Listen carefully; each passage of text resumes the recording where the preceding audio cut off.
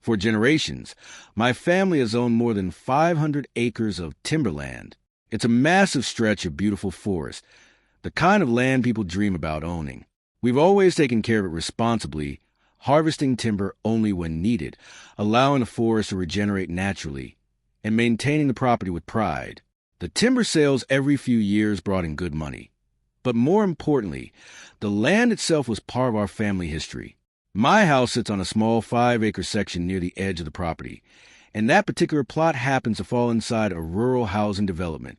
And that little detail is exactly where everything started going sideways. The neighborhood had a homeowners association, an HOA, but for years it was harmless. They handled basic maintenance for the shared gravel road and oversaw the community well. That was pretty much the extent of their authority. I paid my dues without complaint, showed up at the occasional meeting, nodded through the boring discussions, and went home. Everything stayed peaceful until a new HOA board got elected. That's when the entire atmosphere changed overnight. The new board acted like they had just discovered a handbook called How to Become a Dictator in 30 Days. Suddenly, everyone in the neighborhood started getting ridiculous violation notices. One homeowner got warned because his mailbox color wasn't community approved. Another was told to remove flowers because they supposedly clashed with the neighborhood aesthetic. People were being threatened over grass height measurements that differed by less than an inch.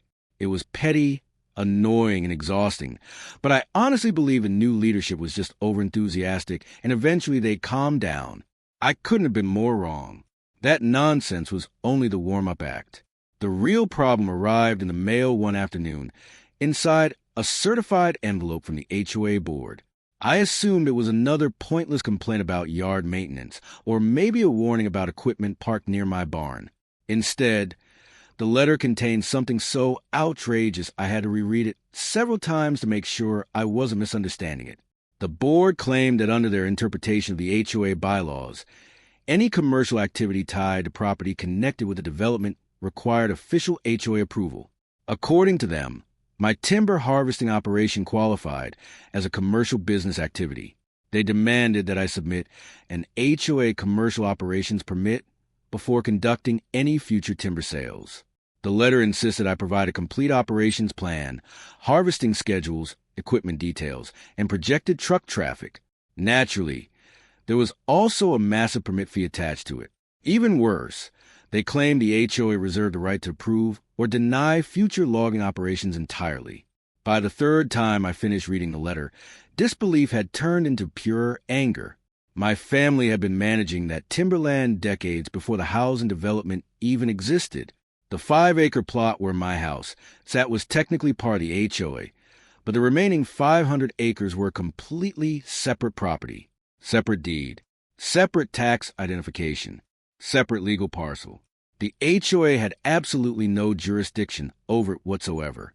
I immediately called the HOA president, a guy named Bill who clearly enjoyed his new position far too much. I tried to stay calm at first. I explained that the timberland was legally separate from the subdivision and therefore outside the HOA's authority. Bill barely let me finish talking before interrupting with that smug tone people use when they think power makes them untouchable. The bylaws are perfectly clear, he said confidently. Your property is connected to the development, and you're operating a business.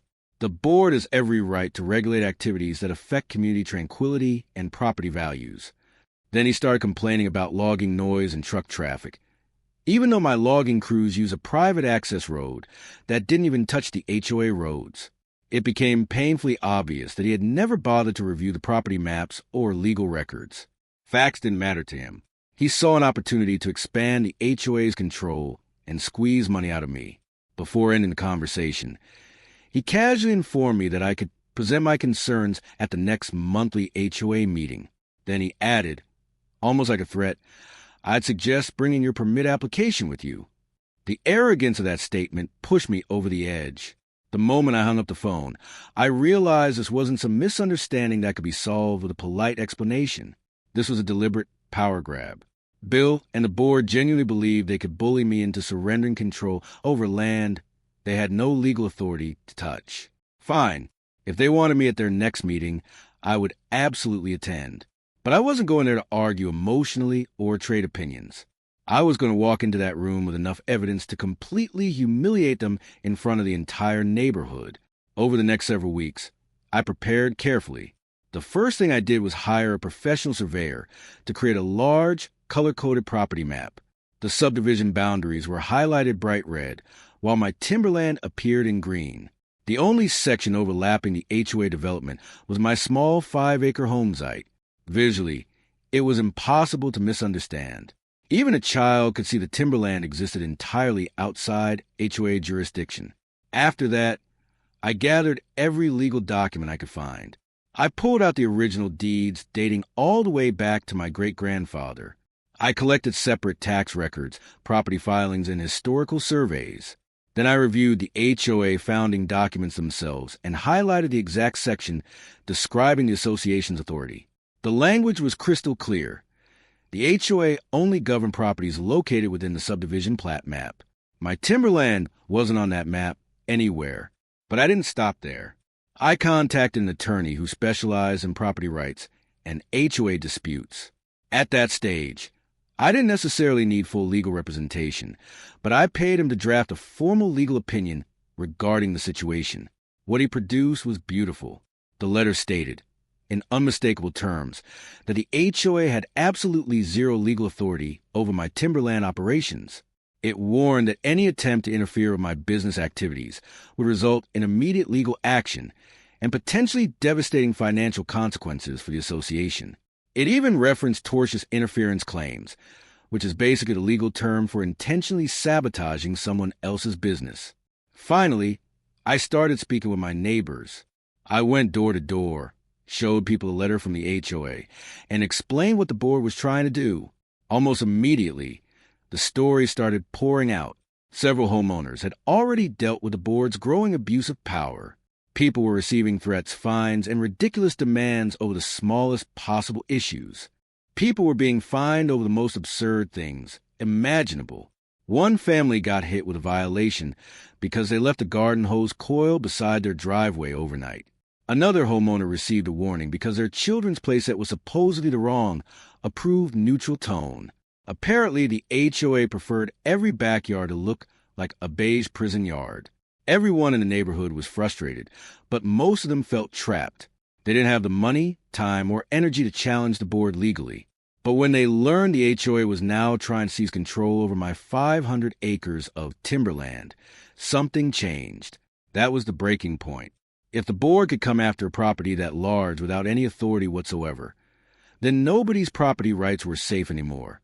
The night of the HOA meeting finally arrived. Normally, those meetings were nearly empty. Usually, it was just a board member sitting in front of a half-dozen board residents who wanted the meetings over as quickly as possible. But this time was completely different. The community clubhouse was packed wall to wall. Every chair was filled, and people were standing along the walls and crowded near the doorway. I recognized nearly every neighbor I had spoken with over the previous weeks. They hadn't shown up just out of curiosity. They were there because they were angry. At the front of the room sat Bill and the rest of the HOA board. They still looked confident when the meeting started, almost smug, like they assumed this was going to be another routine display of HOA authority. Then my agenda item came up. Bill adjusted his papers and spoke in that fake professional tone he liked using. Next on tonight's agenda, he announced, we have the matter regarding the unauthorized commercial timber operation. The owner has been informed about the permit requirements and is here tonight to discuss compliance. Then he gestured toward me dismissively, like I was some troublesome resident coming forward to beg for mercy. I stood up calmly, carried my materials to the front of the room, and placed a large color-coded property map onto an easel. Immediately, I noticed several board members squinting at it. Confusion flashed across their faces before they quickly tried hiding it. I began speaking in a calm, steady voice. Good evening, everyone. My name is N, and I'm here tonight to address the board's recent attempt to claim authority over my family's timberland. I pointed directly at the map. As you can clearly see here, the area highlighted in red represents the official boundaries of this HOA development. The land marked in green is my family's 500-acre timber property. The room grew completely silent. This timberland is legally separate from the subdivision I continued. It has its own deed, its own tax identification, and its own legal status. It has never been part of this HOA development at any point in history. Then I held up the stack of documents I had prepared. In my possession tonight are the original deeds, property surveys, tax records, and the HOA's own founding documents, all confirming exactly what this map shows. I walked closer to the easel and traced the red boundary line slowly with my finger. The association's jurisdiction ends here. Everything beyond this line falls completely outside HOA authority. The board's attempt to demand permits, fees, and operational control over my private land is a massive abuse of power. Nobody said a word. I could see neighbors nodding throughout the crowd, while the board members shifted uncomfortably in their seats. The confidence they walked in with was already beginning to crack. Bill suddenly leaned forward, tried to interrupt. "Wait a minute," he snapped. "The logging trucks, the noise, the disruption." I cut him off immediately. "Bill, the logging access road is entirely on my private property. It connects directly to the county highway and never touches HOA roads. It has zero impact on this community, and you know that." A few people in the audience murmured in agreement. Then I pulled out the final piece of evidence. I also obtained a formal legal opinion from an attorney specializing in property and HOA law. The atmosphere in the room instantly changed. I unfolded the letter slowly and read directly from it. The association's attempt to assert authority over this property is legally baseless and constitutes tortious interference with our client's business operations. I paused intentionally and let the words hang in the air. Then I continued. The letter further states that if the HOA persists in these actions, immediate legal proceedings will be initiated not only against the HOA itself, but against each individual board member personally for damages, attorney fees, and financial losses. An audible gasp swept through the clubhouse. That was the moment the board's confidence completely evaporated. Bill's face went pale. Two of the other board members immediately started whispering frantically to each other. Suddenly, the idea of community enforcement didn't seem so exciting anymore when their own bank accounts and homes could be on the line. But I still wasn't finished. I turned away from the board and faced the rest of the homeowners. "This situation isn't only about my timberland," I said firmly. "It's about an HOA board that has forgotten who they actually work for. They work for us, the homeowners. They do not have the authority to invent rules, issue ridiculous fines, or attempt to control property they don't legally govern." An older man near the back of the room stood up immediately. "He's right," the man said loudly. "They fined me $200 because my granddaughter drew chalk pictures on the sidewalk." Before he even sat down, another homeowner shouted from the opposite side of the room.